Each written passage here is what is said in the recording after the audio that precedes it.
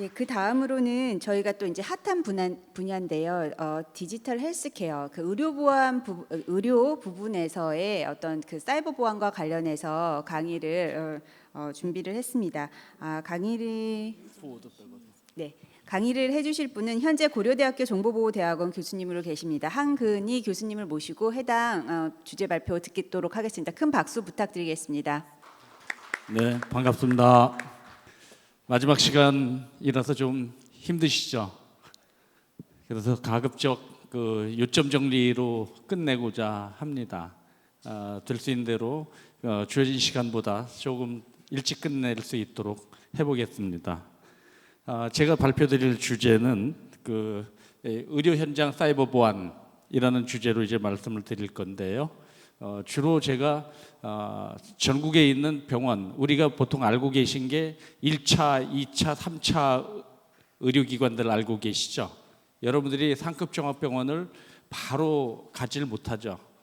보통 1차 의원이나 2차 의원에서 진료의료에서가 같이 있어야지만 상급 종합병원을 가실 수가 있게 되는데요. 어쨌든 그런 그 1, 2, 3차 병의원 모든 곳들하고 약국들 무수하게 다녀보면서 거기서 지금 현실적으로 가장 직접적으로 필요한 보안 요구사항들에 대해서 주로 말씀드리도록 하겠습니다. 순서는 이렇게 가져가고 있는데요. 최대한 저희 지금 그 주제 이슈 중에 하나가 5G 기술과 또 인공지능도 같이 망라되어 있기 때문에 그것과 연계시켜서 의료 보안 현황을 소개해 드리도록 하겠습니다. 시작하면서요. 우리나라 의료기술이 꽤 발전되어 있습니다. 알게 모르게. 그래서 아마도 여러분들이 치료하면은 미국으로 달려갈 거다라고 생각하시겠지만 거꾸로 미국의 유명한 암 전문의가 물론 이제 한국인입니다. 존스 홉킨스나 이런 쪽에 있는 저희 한국 의사가 자기 가족이 암에 걸리자마자 어디로 데리고 왔을까요? 국내로 데리고 왔습니다. 그리고 성공적으로 수술을 해서 아주 잘 치료 마치고 갔습니다. 즉 우리 그 위암 생존율을 보면 지금 해가 갈수록 계속 늘어납니다. 제 주변에도 지인들이 이제 위암 걸린 지인들이 몇 있었었는데 아주 일찍 발견하고 일찍 잘 치료하고 그렇게 넘어갔습니다.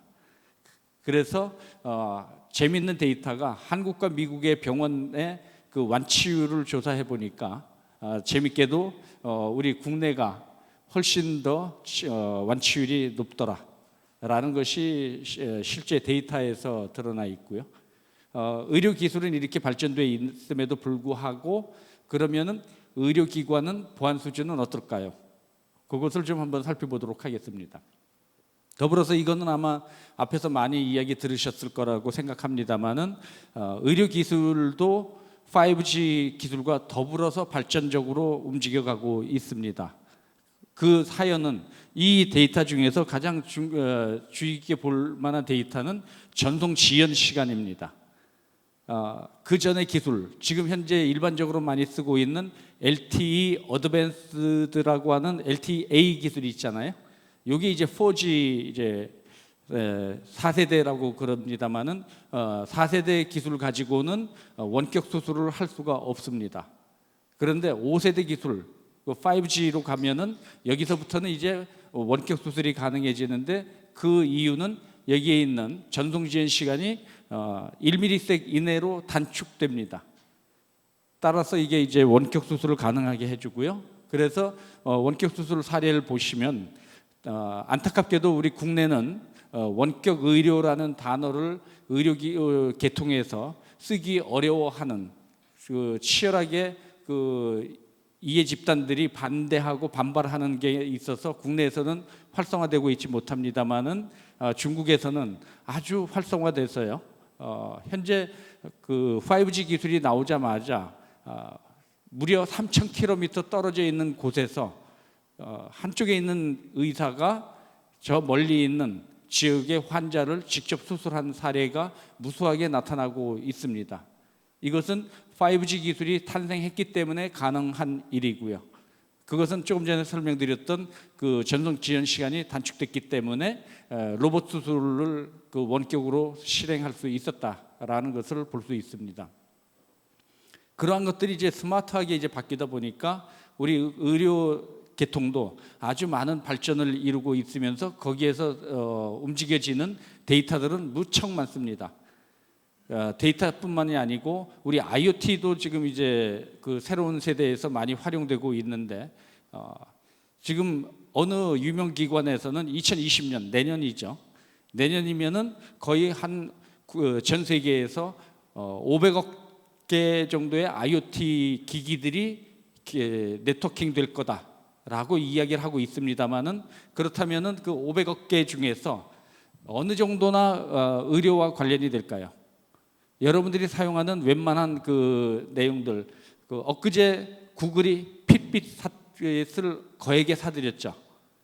그 회사는 이 스마트워치라든가 혹은 밴드를 만들어서 파는 전문 기업이었습니다. 그런데 그 밴드 기술을 가져가게 된 이유는 그 밴드나 스마트워치를 차고 있는 경우에 혈압, 맥박, 하다못해 현재 애플워치 같은 경우는 심전도도 측정 가능한 것이 나타나 있죠. 이런 것들이 다 지금 그 개인 건강 정보를 모아드리고 하는 그런 의료기기로 지금 작업되고 있기 때문에 그런 것들은 무수하게 이제 많이 늘어나게 될 거고, 현재 IoT 기기들 중에서 상당수가 의료기기일 거다라는 겁니다. 문제는 그런 의료기기들이 네트워킹에 접속되는 순간에, 그런 다음부터는 이제 바로 해킹 공격이 가능해지고 보안 취약성들을 갖추고 있게 되면은 이제 그게 위협 요소로 다가온다, 이렇게 보시면 될 거고요. 그런 그 의료기관이 네트워킹하는 것들은 무수하게 많습니다. 저 병원 내부의 박스 안에서도 보시면은 EMR이라는 것은 이제 의료 정보가 모여져 있는 의료 정보 시스템인데, 그 의료 정보 시스템에는 영상 정보도 들어가고요. 우리 여러분들 그 병원에 가시면은 CT나 MRI 촬영하시죠. 그런 것들은 다 영상 정보입니다. 옛날에는 이제 엑스레이로 찍고 그랬었는데 요즘은 이제 컬러풀하게, 그것도 3D까지 입체적으로 정보를 캐치할 수도 있고요.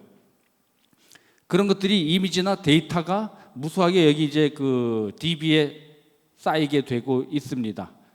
더불어서 그것이 외부의 여러 가지, 지금 국내는 원격 의료가 좀 어려워져 있다라고 말씀드렸지만 해외 선진 각국들에서는 원격 의료가 아주 활성화되어 있어서 여기서 보시다시피 이제 원격 접속하고 서비스 받고 관리 통제하는 것들이 전부 다 잘 이루어지고 있다라고 보시면 될 거고요. 이런 것들에 있어서 그렇다면은 이제 보안에 얼마나 잘 철저히 대비하고 있느냐라는 것이 관건이 되기 시작했다라는 거고요. 더불어서 지금 그 의료 정보는 우리가 일반적으로 개인 정보가 어떻게 수집되고 저장되고 전송되고 폐기되는지는 많이 들었잖아요. 그런 과정과 같이 그 의료 정보는 생명 주기를 갖고 만들어지고 저장되고 유통되고 그러고 있습니다. 그래서 몇 년 전부터도 진료정보 교류라는 사업을 펼쳐서 여러분들이 A병을 가든 B병을 가든 C병을 가든 각 병원에 모여져 있는 정보들을 어느 한 곳에서 치료받을 때 사전에 그런 것들 정보를 다 같이 모아서 볼 수 있는 단계까지도 만들어져 있습니다. 다만 그렇게 되면 이제 의료 정보를 보호하는 수단도 또 만들어져야죠. 그런 의료 정보는 피치 못하게 이게 여러 군데로 정보가 전달될 수밖에 없게 됩니다. 여기에 지금 우측에 보시면 그 여러 군데 정보 전달되는 그 사이트들이 있는데, 일례로 전에 우리 메르스 사태 겪었죠. 그러면은 그런 새로운 신종 질병이 발생되고 그러면은 반드시 모든 병의원들은 질병관리본부로 그 정보를 보내야만 됩니다. 그리고 또 여러 가지 이제 경찰 수사라든가 검찰 수사 과정에서도 의료 정보를 요구하는 경우도 있고 그렇죠. 따라서 무려 여기에 보시면은 한 15군데 이상의 기관에다가 의무적으로 보내줘야 되는 그런 경우들이 존재합니다. 즉 의료 정보가 사방에 이제 전달될 수밖에 없는 상태에 있다라는 것을 보시면 되고요. 따라서 제가 조금 전에 병원 내부부터 해서 네트워크 그리고 의료 정보 이런 것들을 보여드렸는데, 그 내용들은 여기에서 지금 한 장의 슬라이드 내에서 보안에 대한 내용을 다 설명드릴 수도 있는데 바로 요 장표입니다. 이 장표에서 보시면은 여기에 있는 모든 화살표로 표시되어 있는 곳에서는 다 이게 그 보안 취약 요소를 가지고 있는 포인트들입니다. 따라서 보안 담당자다라고 한다면은 이 부분들에 대해서 보안 대책을 강구해야만 되는 거죠. 좀 이따 슬라이드 하나에서 또 말씀드리겠습니다만은 해커와 보안 담당자는 이제 서로 창과 방패의 게임을 하고 있죠. 한쪽은 뚫으려고 하고 한쪽은 막으려고 하고. 그런데 뚫는 사람 입장에서는 이 무수한 화살표 중에서 어느 한 군데의 취약 요소를 찾아서 뚫으면 끝납니다. 막는 사람은 그 하나만 막으면 될까요? 다 막아야 됩니다. 이게 참 골치 아픈 비대칭의 게임인데요. 그런 상태에 처해 있습니다. 더불어서 우리가 의료기관에서 앞에서 제가 이 화살표 모든 곳들이 다 보안에 취약한 요소들, 공격 포인트들이다라고 말씀드렸습니다만은 그런 곳에서 사용되고 있는 그 자산들 쭉 전체를 보니까 여기 보시다시피 스마트 하스피털 에셋이라고 표현되어 있는 저쪽에서 보시면은 여러 가지의 그 기기나 시스템 뭐 이런 것들이 동작하게 됩니다. 일례로 제가 국내에 있는 상급 종합병원 한 군데를 같이 협업하면서 거기에서 가지고 있는 모든 의료기기를 전수조사해 본 적이 있었는데요. 그렇게 전수조사해 보니까 평균적으로 한 10개의 상급 종합병원을 조사를 해봤었습니다. 평균적으로 약 한 개 병원당 한 10,000여 대의 의료기기를 갖고 있습니다. 그런 게 이제 여기에서 그 에셋에 속하는 거죠. 그렇다면 그 의료기기라는 것은 여기서 보시면은 불과 이 안에서는 한두 개 영역에 속하는 게 의료기기입니다. 그 의료기기가 10,000여 대 존재한다라는 거죠. 첫 번째 리모트 케어 시스템, 이거 아까 조금 전에 제가 원격 수술 얘기했잖아요. 그러면서 우리가 스마트폰이나 혹은 그 스마트워치에 그 기능을 가지고 혈압, 맥박, 혈당 이런 것들을 측정, 심전도까지 측정한다고 말씀드렸듯이 그런 것들이 다 이제 리모트 케어 시스템에 해당될 거고요. 또 ID 시스템. 그럼 병원에서 웬 ID겠냐라고 말씀하실 수 있지만 모든 의료진은 우리 국내법에 의해서는 조금 있다가 법에 몇 개가 나올 텐데요. 의료법에 따라서 진료기록부를 필히 작성해야 되고 의사는 그 진료기록부는 10년 동안 의무적으로 보관해야 됩니다. 그런데 그 진료기록부에 의사가 기록을 할 때는 반드시 공인인증서로 자기가 전자서명을 해야만 됩니다. 그래야지 언제 어느 때에 그 진료정보를 만들었는지가 다 증빙이 되죠. 그런 식으로 다 여기서 그 작용되기 때문에 여기도 지금 ID 시스템이 또 필요하게 되는 거고요.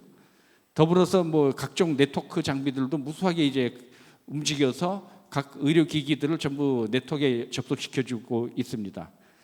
우측 사이트에 보시면은 빌딩이라는 것도 존재하는데요. 왜 빌딩이 나타날까요? 의료기관에는요, 여러분들이 직접 입원해 볼 기회가 별로 없어서 모르실 수도 있는데 가령 백혈병 같은 환자들을 치료하는 과정에서는 무균실이라는 게 필수적으로 있어야 됩니다.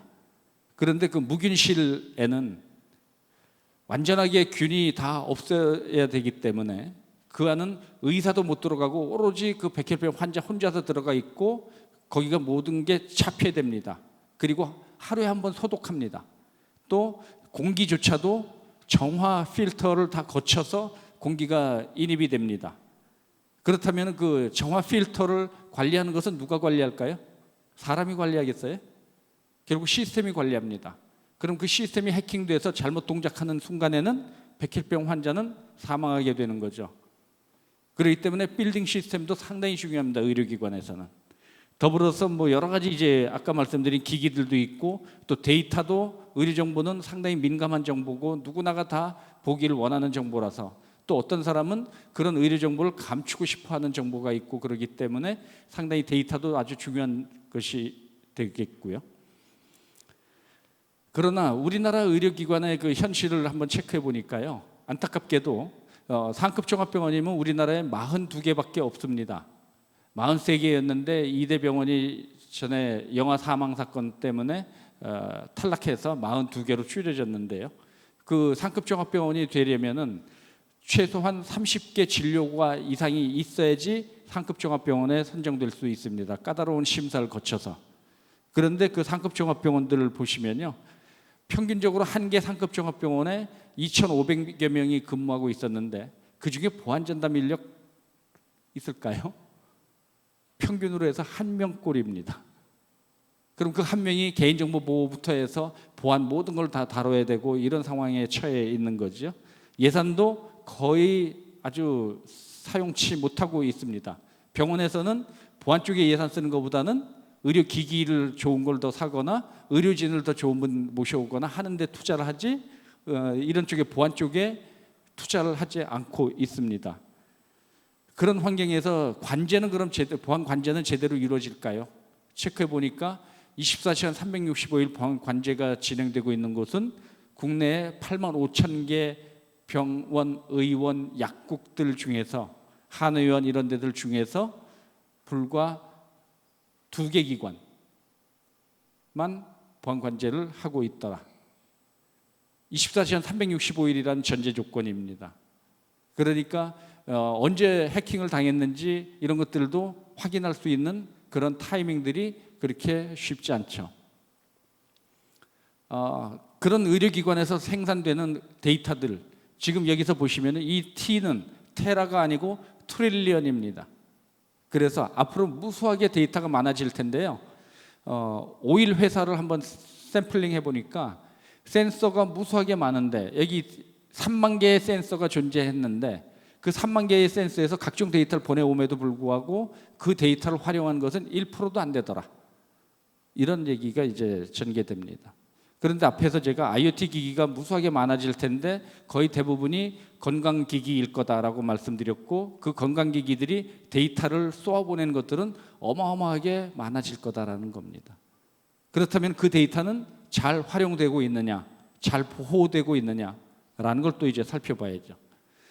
그래서 미국에서도 우리나라도 뭐 이제 그 전에 의학 전문 기자가 있었고 의사인 분이 의사를 그 환자를 보는 게 아니고 기자 생활하는 분이 있듯이 그 제가 주로 의료진들 많이 만나보고 있는데 오늘도 만나본 분 중에 한 분은 20년 동안 MD인데 메디컬 닥터라고 합니다. 저희는 그래서 MD라고 부르는데 이 메디컬 닥터 자격을 갖고 있음에도 불구하고 20년 동안 그 의료 정보학을 강의하고 그러면서 환자를 본 적이 없는 분도 무수하게 존재합니다. MD이면서. 그런데 여기에 미국에서도 MD였던 분 한 분이 그 의료계 현실을 살펴보고는 아주 그 경각심을 갖고 야 이거는 뭔가 좀 더 살펴봐야 되겠다 해서 그 분이 샅샅이 조사해서 이 책을 썼습니다. Danger Within Us. 우리 주변에 상당한 위험이 늘 포진해 있다.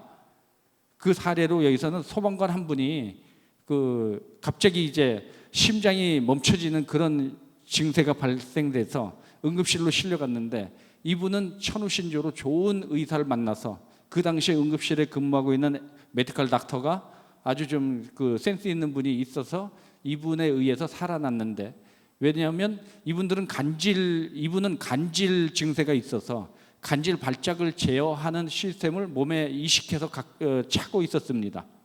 그런데 그 간질 제어 시스템이 오동작을 야기해서 거꾸로 간질 제어를 하는 게 아니고 이상한 그 짓을 한 게 심장에 파형을 쏘아서 심장을 3분에 한 번씩 멈추게 만들어 버린 겁니다.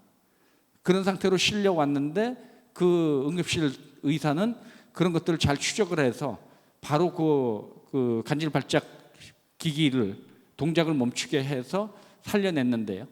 그런 현실을 살펴보고 아 이거 상당히 위험하다라고 각성을 하면서 조사를 해봤는데 재미있는 데이터는요. 미국에서 최근 10년간 약 7천만 명이 의료기기 삽입 수술을 받았습니다. 이게 우리 왜 치과 가면 임플란트 심는다 이러잖아요. 그러니까 몸에 이식하는 의료기기가 7천만 명 정도가 10년 사이에 시술을 받았습니다. 그렇다면 그런 기기들 중에서 최근에도 불거졌던 것 중에 하나가 올해 6월에 발생된 게 그 인퓨전 펌프라고 해서 보통 우리 인슐린은 아시죠? 당뇨. 이 혈당 제어기 몸에 이식해서 장착하고 있습니다. 자동으로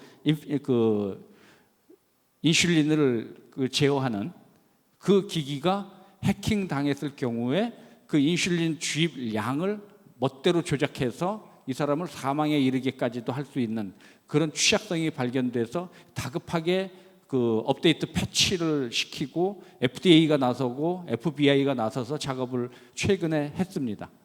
이런 것들이 이제 불거지고 있는 상태죠.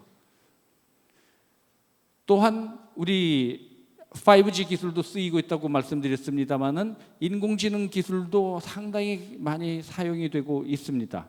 여기서는 알파고를 좀 사례로 들었는데 이걸 한번 검색해 보시면요. 요즘 엊그제 알파스타에 대해서 한번 특집으로 나왔습니다. 그 내용 보시면은 아주 그 구글이 어떻게 움직이는지 좀 무서울 정도로 의료 쪽으로 접근해 가고 있습니다. 우리는 알파고가 바둑에서 작업된 것들만 기억하고 있는데 실제 생활에서는 바둑이 실제 생활에서 쓰이는 게 아니기 때문에 그러한 인공지능 기술이 가장 많이 활용되고 있는 곳 중에 한 분야가 의료 분야입니다. 그래서 의료 분야에서 많이 쓰이는데 재미있는 테스트 데이터입니다. 우리 의료도 백신을 쓰지만 우리 IT 하는 쪽에서도 백신 쓰죠. 그 백신에서 보통 변종 백신, 이제 변종 악성 코드를 거의 탐지를 못 해냅니다. 여기 데이터로 보여지고 있는데요. 변종 악성 코드는 탐지를 못하는 게 미탐률이 무려 93.8%나 됐습니다. 알려진 유형은 탐색해내지만 그걸 조금 바꿔버리면 기존의 우리 그 컴퓨터 바이러스 백신은 그걸 체크해내지 못합니다. 인공지능 기술을 넣으니까요 100% 탐지해냅니다. 그렇다면 우리 보안 전문가들만 인공지능 쓸까요? 해커들도 인공지능 기술을 써서 해킹합니다. 따라서 요즘 해킹 속도가 억수로 빨라졌습니다.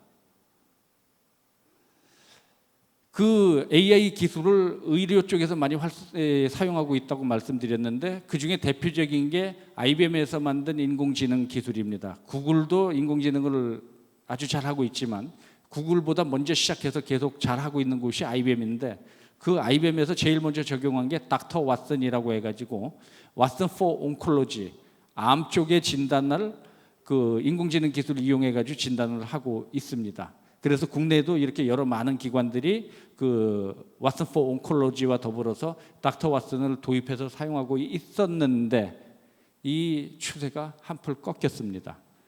왜냐하면 IBM이 그 특정 암에 대해서는 정확도가 높았는데 어떤 또 다른 암에 대해서는 정확도가 너무 떨어지고 그래서 이쪽에 계속 얼마나 많은 돈을 쏟아부어야 될까 이것을 고민하면서 지금 이제 프로젝트를 축소해 가고 있는 상태입니다. 보안 회사가 그러면은 지금 의료 쪽에서는 얼마나 그 사이버 위협이 있고 그런 것 중에서 의료 쪽에는 어떤 영향이 있는가라고 살펴보니까요. 이게 최근에 조사한 자료인데 그 여기 보시면 달러가 표시돼 있죠. 의료 데이터를 주고받고 사고 파는 그러한 내용들입니다. 그래서 그 한번 병원에 가면은 이 사람이 이제 여러 가지 병력도 있지만 보험을 가지고 있는지 없는지 또 얼마나 비싼 치료를 받았는지 이런 것들에 대해서 샅샅이 살펴서 그 정보를 빼돌려서 팔고 있습니다. 중국에서 최근에 미국 내 암 환자 데이터를 아주 집중적으로 해킹해서 훔쳐가고 있습니다. 겉으로는 지금 화웨이를 치고 있지만 화웨이뿐만이 아니고 중국이 털어가는 정보는 미국의 갖가지 산업에 대해서 다 해킹을 하고 있기 때문에 그런 쪽이 지금 대두되고 있는 상태고요. 그 다음에 우리 잘 알고 있는 랜섬웨어가 지금 의료계 쪽으로 접근해서 공격이 아주 무수하게 일어나고 있습니다. 국내도 발표가 안 돼서 그렇죠. 최근에 상급 종합병원 그중에서 가장 우수하다는 빅5 모두가 다 랜섬웨어 공격을 받게 돼서 아주 힘들어 했었습니다. 지금도 진행 중에 있습니다. 그 왜 그러냐면 그 랜섬웨어 공격을 가하는 것 중에 대표적인 것은 여기에 화살표 저기 그 꼭대로 체크되어 있듯이요. 어떤 정보는 건당 2,000불까지 갑니다. 적지 않은 돈이죠. 건당 2,000불 가고 병원을 공격해서 의료 정보를 싹 지워놓고 나서 돈 내면은 복구해 줄게. 이럴 경우에 돈 안 내놓을 곳 없습니다. 실제로 의료기관들이 그런 공격을 무수하게 받고 무수하게 많은 비용을 지불하고 복구해낸 사례들이 많이 있습니다. 요건 조금 전에 제가 설명드렸던 미니메이드라는 인슐린 펌프, 몸에 장착하고 있는, 여기 사진 있죠? 몸에 장착하고 있는 인슐린 펌프가 그 와이파이 쪽을 타고 들어가서 해킹해서 인슐린 양을 마음대로 조정할 수 있는 그런 것들이 발견돼서 다급하게 나서서 대처했었던 데이터고요. 그런 악성 코드들이 유명한 의료 컨퍼런스인 힘스라는 곳에서 2019년 올해 나온 데이터입니다. 그 살펴보니까 10개의 악성 코드 또 랜섬웨어 이런 것들이 많이 표출되고 있던데, 그 중에서 여러분들은 이거는 지나갔겠다라고 생각하실 수 있는 워너크라이가 상당히 지금도 많이 퍼져나가고 있다라는 것을 보여준 사례입니다. 그리고 그런 랜섬웨어의 데이터는, 공격 방식은 현재 모바일 랜섬웨어와 그리고 엔터프라이즈 랜섬웨어가 아주 기하급수적으로 늘어나고 있다라고 보시면 됩니다. 그래서 이 부분이 과거형이 아니고 지금도 진행되고 있다라고 보시면 되는데, 왜 그러냐 하면 병의원에서 사용하고 있는 그 여러 가지, 아까 제가 의료기기가 만여돼야 된다고 했잖아요. 그 중에 PC류가 무수하게 많은데 그 PC류 OS 버전이 어떻게 될까요? 안타깝게도 XP나 7이 지금도 아주 무수하게 쓰이고 있습니다. 즉 그렇다는 얘기는 번 패치가 안 됐다는 얘기죠. 따라서 워너크라이 동작이 아주 수월해져 있다라고 보시면 되는 겁니다.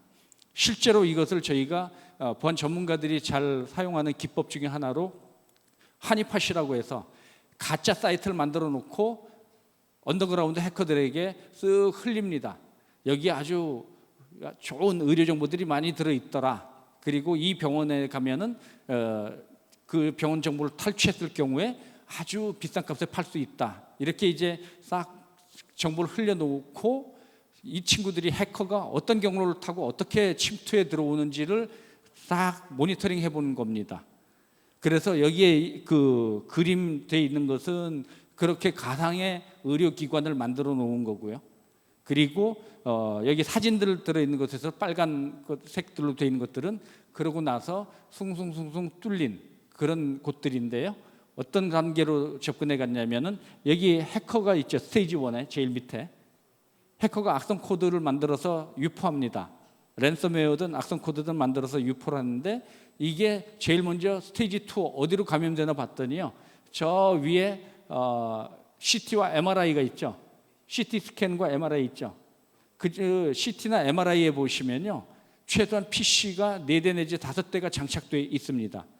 진단용, 치료용, 그 치료 계획을 수립하는 용, 모니터링용 뭐 식으로 해서 PC 4대나 5대 정도가 장착되어 있는데, 아까 말씀드렸듯이 그 PC류들이 OS가 얼마 된다고요?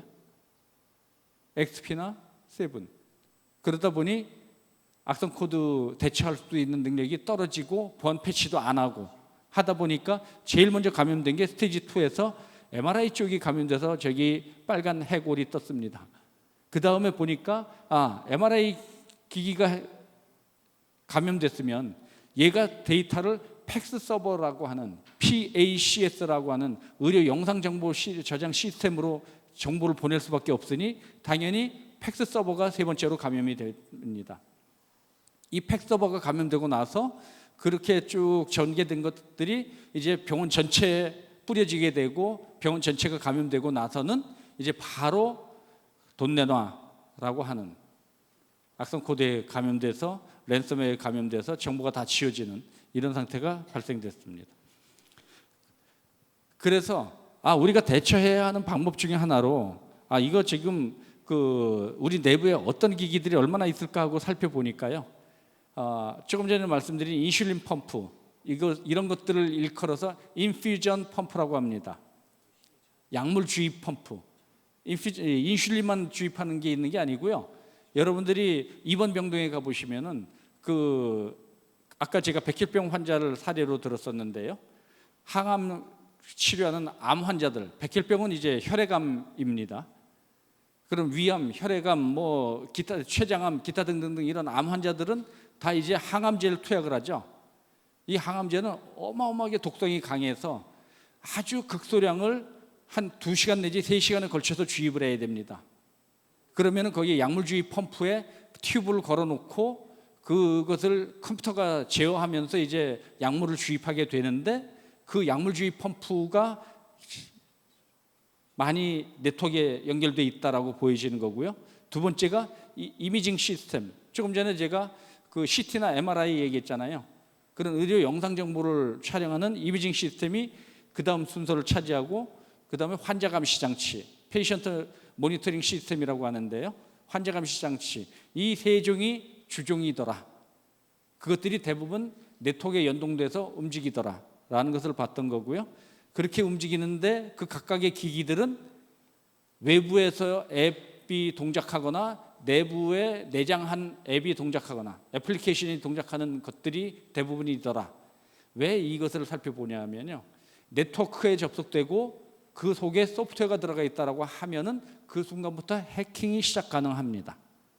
네트워크에 접속 안 돼 있으면 해킹할 일 없죠. 또 어플리케이션이 없으면은 해킹할 방법이 별로 없죠. 하드웨어적으로 뚫고 들어가기 전에는. 그런 것들이 그렇다면은 얼마나 주변에 감염을 전파하지 않도록 막물리가 돼 있을까라고 살펴보니까요. 이건 다 미국이나 외국의 통계입니다. 국내는 아예 막물리돼 있는 데들이 극히 드물고요.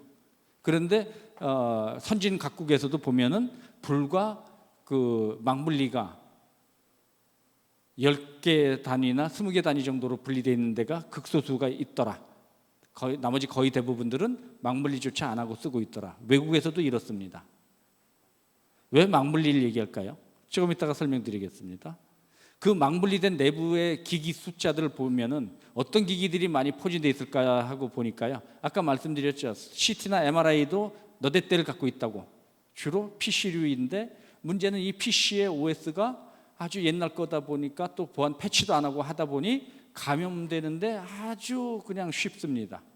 해커가 우리는 의료정보 시스템을 해킹해서 정보를 탈취할 거라고 상상을 할 수 있겠지만 전혀 그렇게 접근 안 합니다.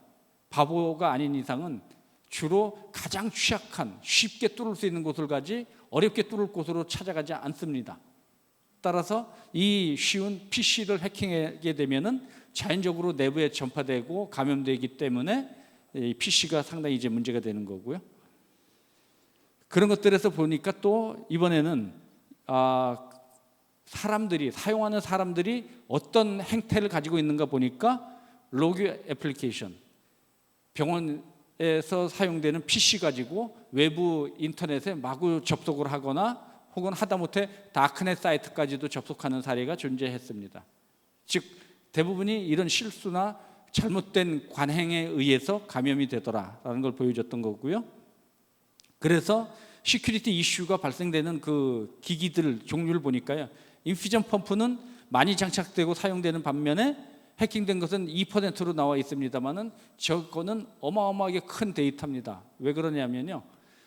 인퓨전 펌프 같은 경우가 해킹당해서 감염되는 순간에는 바로 목숨이 왔다 갔다 합니다.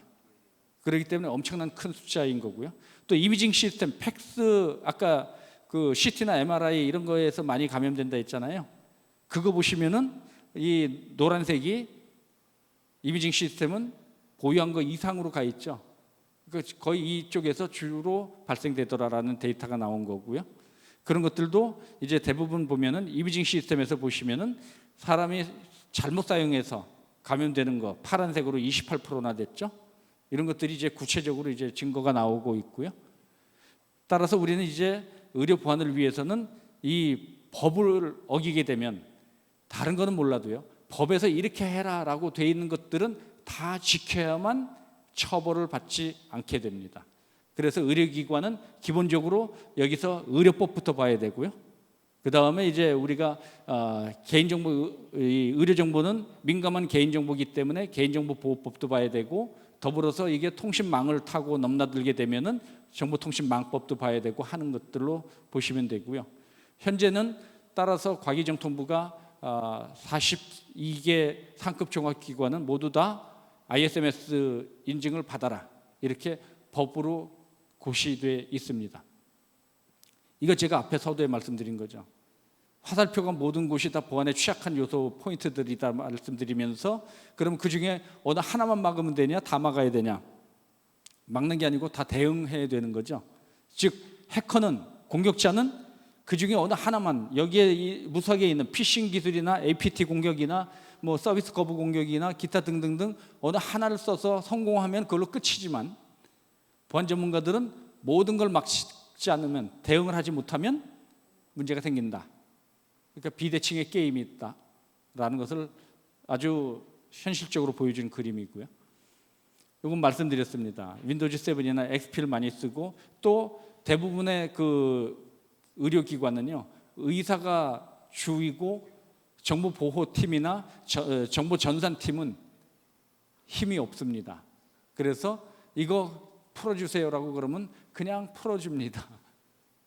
그리고 이거 손대지 마세요. 그 손댔다가 잘못되면 당신이 책임지세요 라고 하니 패치도 안 하고 업그레이드도 안 하고 업데이트도 전혀 하지 않게 됩니다. 따라서 워너크라이가 몇 년 전에 나타난 거라 하더라도 지금도 전파 감염이 될 수밖에 없는 환경을 가지고 있죠. 또 하나, 이거 패스워드요. 디폴트 패스워드 무수하게 그대로 씁니다. 제가 직접 여러 병원에 가서 테스팅을 해봤었는데, 이 시스템 들어갔는데 패스워드가 뭐예요? 그랬더니 간호사가 전혀 몰라요. 우리는 그런 거 패스워드 입력해 본 적이 없는데요, 그래요. 세팅을 하려면 분명히 로그인 절차를 거쳐야 될 텐데, 그래서 그거 전혀 몰라요 그랬더니 저는 그걸 써본 적이 없어요 그래요. 그래가지고 제가 1111 넣었더니 안 열려요. 1234 넣었더니 바로 로그인 됩니다. 그래서 이걸 해커들도 씁니다. 해커들도 이 패스워드 DB를 만들어 놓고 디폴트 패스워드로 많이 사용되는 유형들을 쫙 그 사전에 넣어놓고 그것부터 먼저 테스트해서 열어봅니다. 백발백중이겠죠. 그래서 이쪽 그 우측의 그림 보면요, 루트 유저, 막강한 파워를 가진 최고 등급의 사용자죠. 루트. 패스워드가 어드민입니다. 이게 거의 탑을 차지하고요.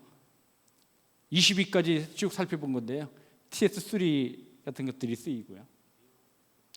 제가 장난 삼아서 테스트 해봤습니다. 쇼단이라고 우리 해커들도 쓰고 우리 보안 전문가들도 씁니다. 저 가지고 취약한 점이 뭐가 있는지 찾아보는 데 쓰거든요. 해커는 공격하는 데 쓰고. 그래서 쇼단 가지고 디폴트 패스워드 세팅된 것 좀 보여줘 하고 쭉 돌려봤더니 무수하게 많습니다. 디폴트 패스워드로 나타난 게. 요거요, 안타깝게도 국내입니다. 따라서 우리가 작업할 때는 늘 그 디폴트 패스워드 같은 거 싹 다 제거해야 되고요.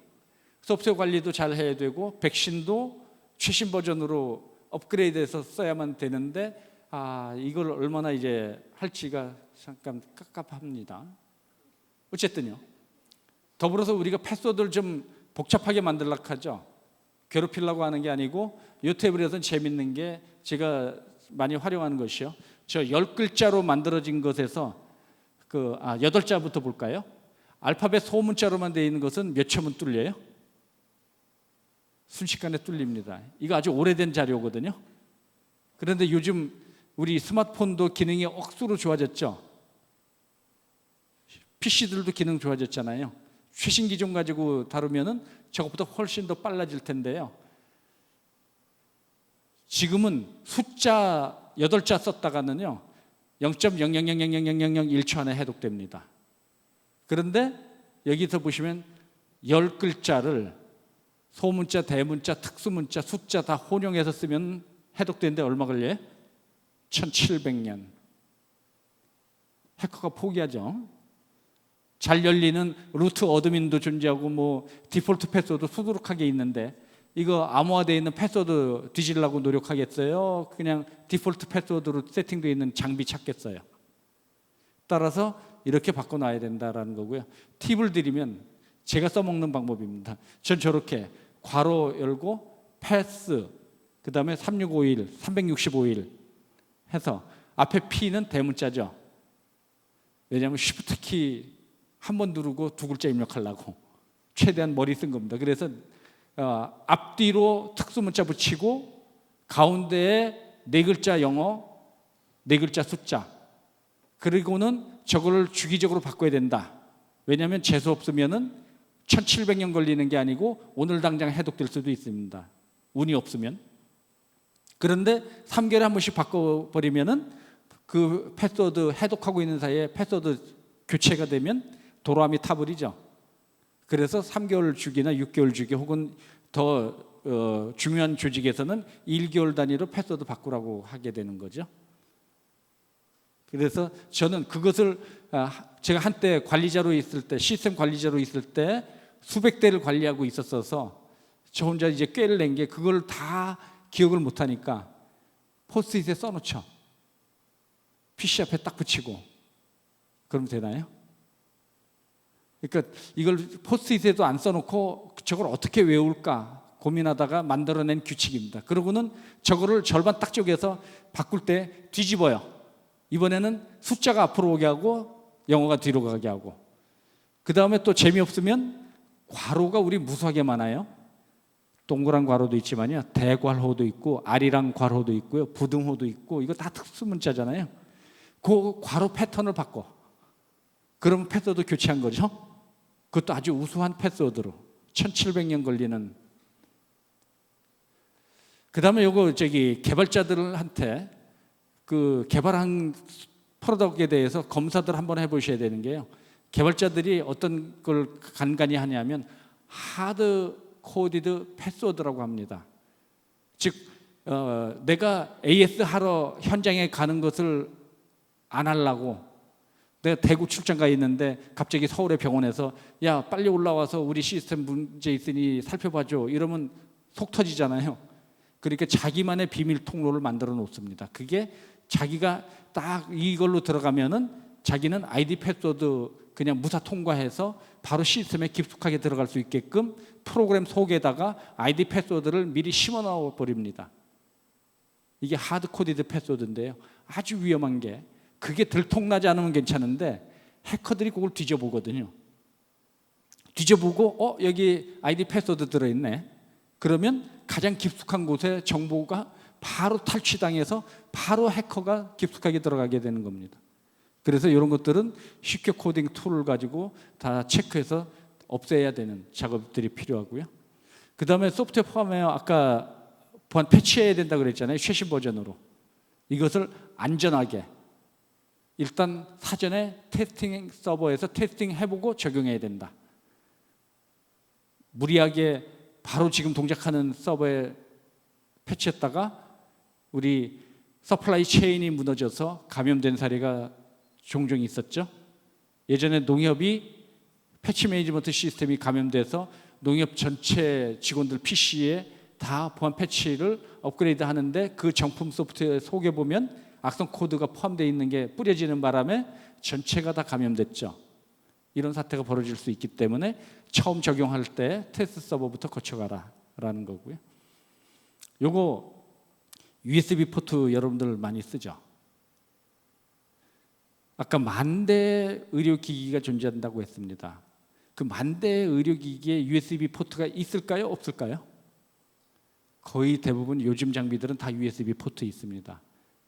그래서 제가 그런 거 이제 살펴보느라고 일부러 제가 쭉 제 USB 이렇게 주면서 간호사한테 그 안에 있는 정보 좀 한번 좀 제가 이거 작업하면서 봐야 되는데 한번 카피 좀 해주세요라고 딱 주니까요, 바로 받아서 제 USB 받아서 바로 포트에 꽂아가지고 카피해 줍니다. 되나요? 안 되나요? 그리고 제 USB가 악성 코드에 감염되어 있는지 안 있는지 어떻게 알아요? 그래서 원자력 발전소가 해킹당한 것도 USB에 의해서 전파됐습니다. 왜냐하면 원자력 발전소는 다 폐쇄망이죠. 그러면 폐쇄망이 어떻게 감염되냐고요. 간단합니다. USB로 전파된 거거든요. 그래서 어떤 게 필요하냐면 여기 보시면 저 위에 그림에 플라스틱 캡을 씌워버리죠. 저걸 딸깍 끼워버리면 저 플라스틱 캡을 제거하기 전에는 USB를 못 꽂죠. 그런데 저 캡을 제거하려면 특수한 도구가 있어야 됩니다. 근데 저 도구, 캡은 100원이고요. 저 특수한 도구는 30만 원이에요. 그러니까 일반 사람이 자기 USB 쓰려고 저 특수한 도구를 사가겠어요? 아니죠. 그래서 USB 포트들은 다 막아놔야 된다. 그리고 필요할 때만 검증된 USB를 확인하고 그것을 그때 열어서 쓰고 다음 닫아 놓아야 된다라는 거고요. 이런 것들을 위해서 만들어라라고 몇 년 동안 부르짖어서 의료 아이삭이 만들어져 있습니다. 그래서 저기서는 이제 정보 공유 분석 센터가 현재 사회보장정보원 내에 의료 아이삭이 만들어져 있어서 그 의료기관들을 대상으로 해서 여러 가지 그 해킹과 관련된 정보, 대응 방안 이런 것들을 전파하고 있습니다. 또 하나 미국에 있는 메이오 병원에서 아주 잘하고 있는 사례를 한글 번역해서 놓은 게 의료기기를 도입할 때 무작정 도입하지 말고 거기에 어떤 보안 취약성 요소나 이런 것들이 존재하는지 안 하는지 다 체크해보고 그것을 다 체크리스트에 yes 통과됐을 경우에 한해서 구매해라 라는 것을 딱 만들어 놓은 가이드입니다. 그래서 번역해서 사이트에 올려놨고요. 키사의 사이트에 들어가 보시면 거기 자료실에 스마트 의료 보안 가이드라인이라고 있는데 그 스마트 의료 보안 가이드라인은 의료 뒤에 원래 기기가 붙었어야 됩니다. 그런데 너무 기기라고만 써놓으면 또 사람들이 오해할 수 있으니까 기기를 안 쓰고 스마트 의료 사이버 보안 가이드라인이라고 되어 있으니까 한번 찾아서 보시면 이런 내용들 잘 정리되어 있는 파일을 다운로드 받아 보실 수 있을 겁니다. 아까 시큐어 코딩해야 된다라고 말씀드렸죠. 애플리케이션이 하드 코디드 패스워드가 들어가 있는지 이런 것들을 다 찾아내야 되고 보안 취약 요소들을 다 찾아서 없애야 되니까요. 그 다음에 망분리 했냐라고 했는데 거의 안 했다 그랬습니다. 그 망분리 효과를 아주 그 유연하게 구현할 수 있는 네트워킹 기술 중에 이 두 가지를 활용해서도 충분히 효과를 볼 수 있습니다. 모든 네트워크는 다 랜을 근간으로 하고 있기 때문에 그 랜에서 버추얼 랜으로 내과, 외과, 신경정신과, 정형외과, 안과 이런 데들 영역마다 버추얼 랜으로 다 분리해 놓으면 내과와 안과가 서로 데이터 주고받을 일 별로 없죠. 나중에 어떤 협진이 필요하기 전에는 협진하는 것은 다른 케이스로 접근하면 되니까 그런 식으로 해서 버추얼 랜 기술을 써서 망분리 효과를 볼 수도 있고요. 두 번째로는 한 차원 높여서 IP 서브네팅을 하게 되면 브로드캐스팅 스킹 폭풍도 없앨 뿐더러 망분리 효과를 일부 볼 수 있다라는 겁니다. 그런데 아쉽고 안타깝게도 의료계 현장에서는 이런 기술들을 이해하고 있지 못하다 보니 적용이 안 돼 있고 이미 다 시스템들이 돌아가고 있는데 이걸 적용하자니 쉽게 적용 못하고 하는 이런 그 난관에 봉착되어 있습니다. 그 다음에 요거는요. 지금 요 슬라이드가 뒤에 숨어 있어서 그런데요. 전산실 가면 아주 머리 아프게 배선이며 설비가 아주 복잡하게 되어 있습니다. 그것과 더불어서요. 은둔의 IT라고 하는데 5년 전에 이거 좋다라고 해가지고 구매했습니다. 5년 뒤에 더 좋은 장비가 나왔어. 그래가지고 그 더 좋은 장비를 샀습니다. 구형 장비는 쳐다도 안 보죠. 그러면 그거는 폐기를 했어야 됐는데 폐기한 게 아니고 그대로 방치해 놓은 상태. 이걸 은둔의 IT라고 하고요. 그걸 알고 있냐라고 했더니요. 알고 있는 사람은 8% 정도밖에 안 되고 92%는 방치된 자산들이 뭐가 있는지조차 모르고 있더라라는 겁니다. 랜섬웨어 말씀드렸고요. 이 랜섬웨어를 커버할 수 있는 유일한 방법이 뭘까요? 백업입니다. 왜 해야 될까요? 여기 보시면 93%는요. 손실 데이터를 열흘 이내에 복구하지 못하면 그 회사 중에 93%가 파산합니다. 병원은요. 바로 파산입니다. 실제로 무수하게 랜섬웨어에 당해서 바로 폐업한 병원들 많이 있습니다. 즉 그것을 대처하는 데는 제일 좋은 방법은 백업이고, 백업 안 돼 있는 경우는요 최대한 빨리 돈 주고 해결해야 됩니다. 그런데 미국에서도 그런 사례가 나타났었는데요. 그 랜섬웨어 해커가 1,000만 불 요구했는데 얼마에 협상해서 풀었을까요? 15,000불이요. 그러니까 재빨리 협상해서 풀었거나 아니면 백업돼 있거나 두 가지 방법밖에 없고요. 제가 요 뒤에 쭉 자료 넣어놓은 것들은요. 이제 백업을 할 때 어떻게 백업을 하고 거기에 필요한 자료들 어떤 방식의 백업이 있고 한 것들을 쭉 유형을 넣어놨으니까 이것은 한번 재밌을 때 참조해 보시고요. 마지막으로 제일 중요한 거요. 서플라이 체인, 공급망을 늘 잘 관리해야 된다라는 겁니다. 이거는 제가 저희 대학에서 한 학기 동안 강의하고 있습니다. 그 정도로 서플라이 체인 영역은 억수로 중요한데 하드웨어, 소프트웨어 몽땅 다 대상을 삼아야 되고요. 거기에 대해 또 컨트랙트, 계약까지 다 철저하게 커버해야 되는 내용들입니다. 그래서 이 부분은 오늘 주어진 시간이 한정되어 있기 때문에 여러분들이 나중에 한번 시간 될 때 서플라이 체인이 뭔지 한번 살펴보시면서 대응하기 바랍니다. 이거로 마치겠습니다. 감사합니다. 저 혹시 질문 있으시면 있으십니까? 없으시면 실제로 저희가 키사에서 이제 민간 분야의 정보 보안을 담당을 하고 있는데 금전적인 이득을 노리는 해커들 또 범죄 조직들이 늘어가고 있습니다. 민간 정보를 많이 다루는 의료 분야인 만큼 그런 부분들도 더 많을 거로 예상이 되어지고요. 그런 부분에 대해서 정보 보안 활동에 대한 내용들 조목조목 짚어주신 한근희 박사님께 다시 한번 큰 박수 부탁드리겠습니다.